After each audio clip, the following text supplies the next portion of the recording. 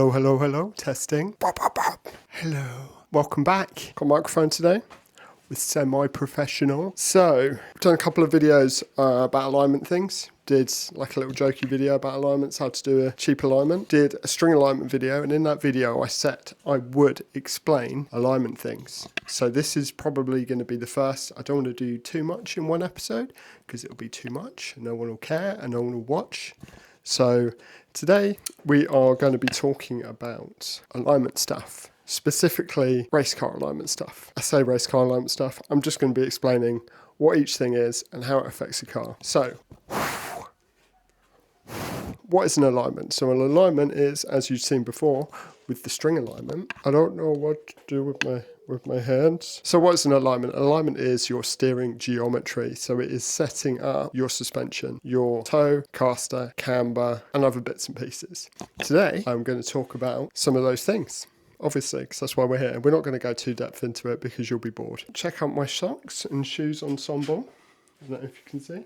Some red socks which match my shoes. Don't know why you need to see that. I thought it was important. So, first of all, we're going to talk about what is toe. So, toe is like that. We'll explain why you need toe. Toe is good, helps make the car more stable. If you have a bad alignment, as you would have seen in the MR2 video, it can make the car very dangerous, especially on a rear-wheel drive car. With the settings I had on it before doing the alignment, it nearly killed me a few times, and with a little bit of toe in on the rear, it is now super flat. So toe is important, and it affects your tyre scrub. So toe is symmetrical angle of the wheels viewed from above in relation to the vehicle's centre line.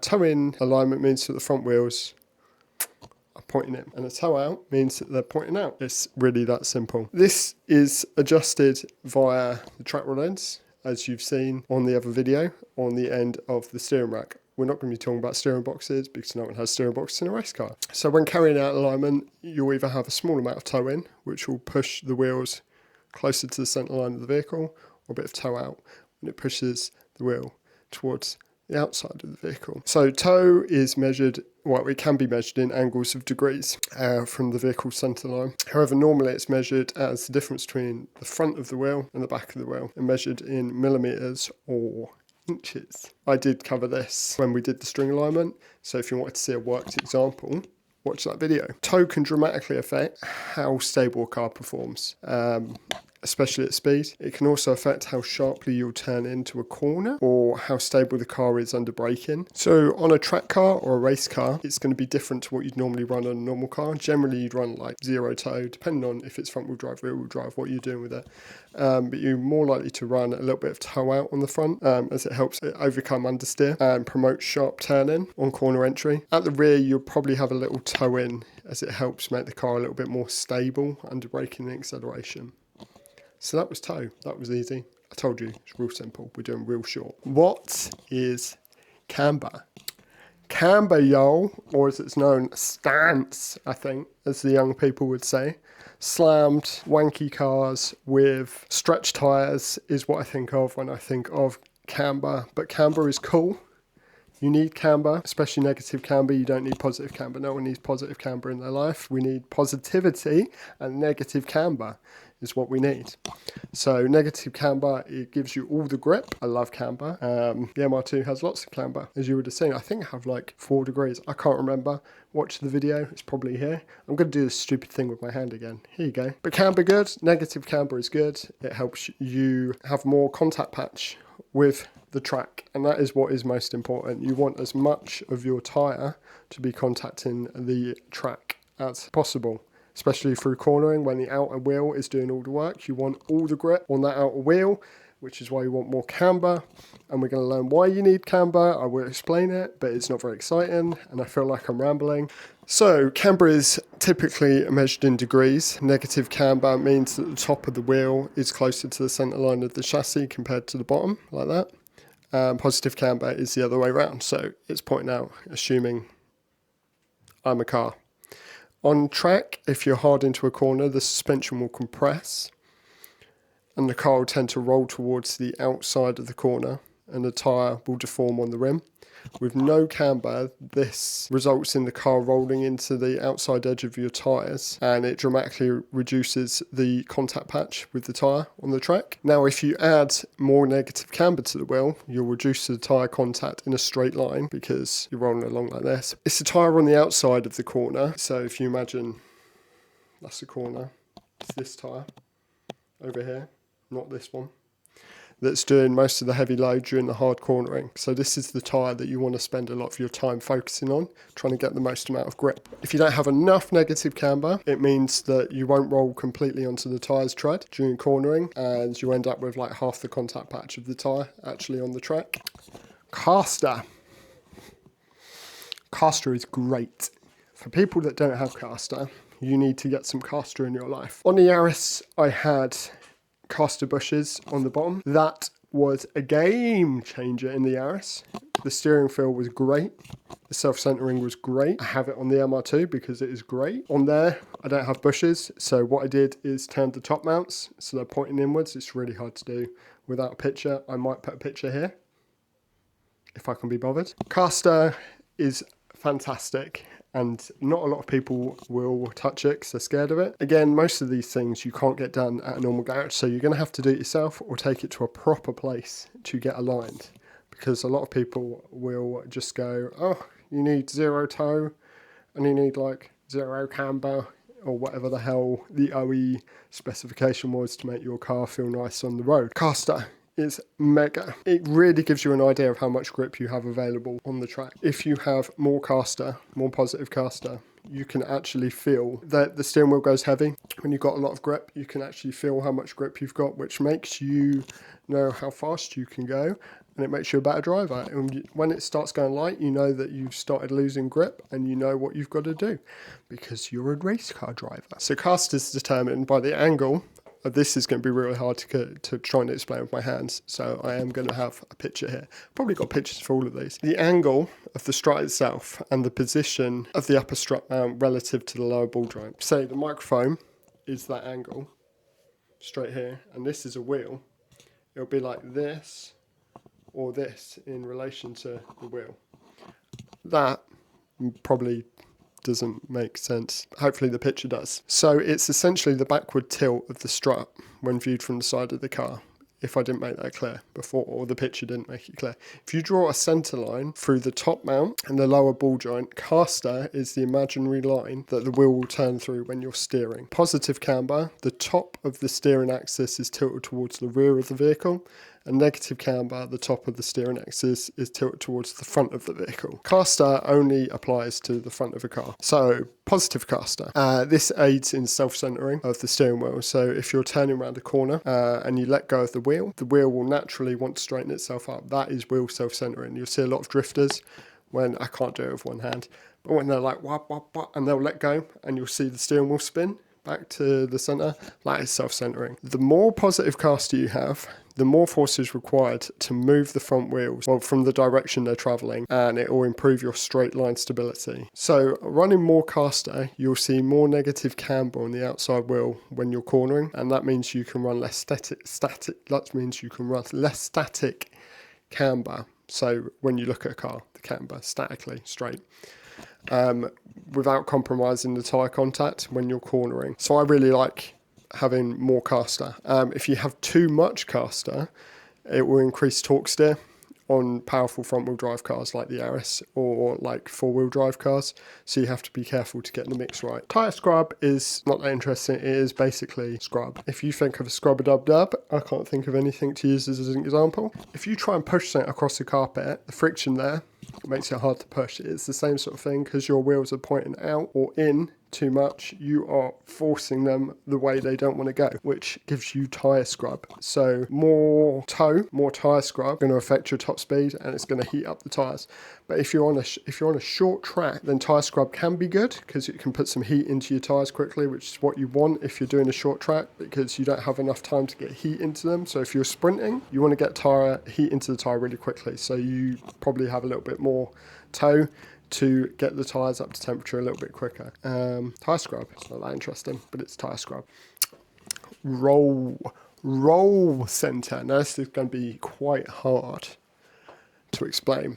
I may need a diagram. You have to imagine like a big cross through the suspension. So the distance between the roll center and the center of gravity is important because this is what's known as the roll moment. If you lower a car, you will change the roll moment. So lowering a car doesn't necessarily make it handle better. You can ruin the handling by lowering the car too much and changing the roll moment on the car. Really hard to explain. Not done a very good job. So on a mixed fit and strut, you would go from the top of the strut down to the ball joint and then like this across. And then you would go from the top of the ball joint to the bottom of the wheel and vice versa. Where the bottom, so where the ball joint to the tyre vice versa meets in the middle, that is your roll center, and then the other way is your center of gravity. Roll center is difficult. It's hard to explain talking. Your roll center is adjusted by how you lower the car, and I can't do it like this, even though that's what it is. It also affects your drive shaft, so if you lower your car too much, it affects the angle on your shafts,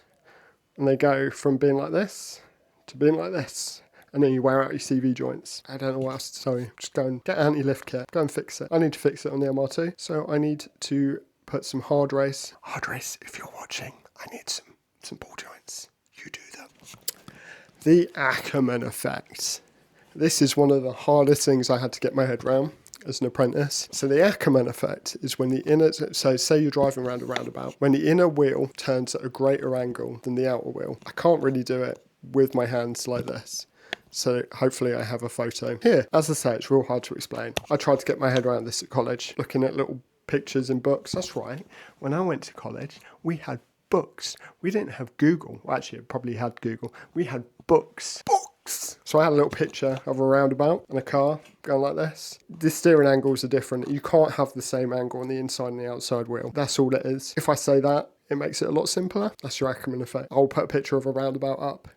Follow the car around the roundabout and then listen to what I've got to say about it. This isn't going too well. I'm not very happy with this video. Scrub radius. Scrub radius is the distance between the center line of the wheel. Scrub radius is the distance between the center of the tyre's contact patch and the point where the steering axis intercepts the ground. So the steering axis is between on a McPherson strut, through the strut, down through the ball joint. So it's straight across like that, and then you've got the wheel like this. It's the point they meet. Brilliant. The scrub radius can be affected by kingpin inclination, which we are not going to go into today. That is far too big a topic to go into today, as well as the width and offset of the wheels that are fitted to your car. A little scrub radius is a good thing, as it helps with the steering feel. It allows the driver to get good feedback and good front end grip. Where scrub radius is more important is if you're fitting wheels with like a massive offset, which moves the center line of the tyre contact patch further away from the car's center line. Scrub radius is important because I'm talking like this. Hello. It's important because you need the most amount of tyre on the ground, and that's what's important. This is what it's all about. This is what the secret is to going fast. It is having the most amount of tyre and the most amount of grip and the least amount of roll and the straight lininess and the fastness, which makes you faster than everyone else. So just remember that, even though I did really bad last time in the MR2, but that's because the tyres suck. So I need some more tyres. So Nankang, I need some AR1s. Dear God, I hope this video was interesting for you, because I feel like a bit of a tit stood here with a microphone, constantly going like this. In fact, less of a tit than I look watching back at the video of me in an MR2 on track, going like this with my hand, which no one's actually pointed out yet on the video.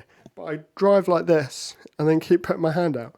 And I'd never noticed it before I watched the video, and I do it all the time when I'm on track. So, interesting.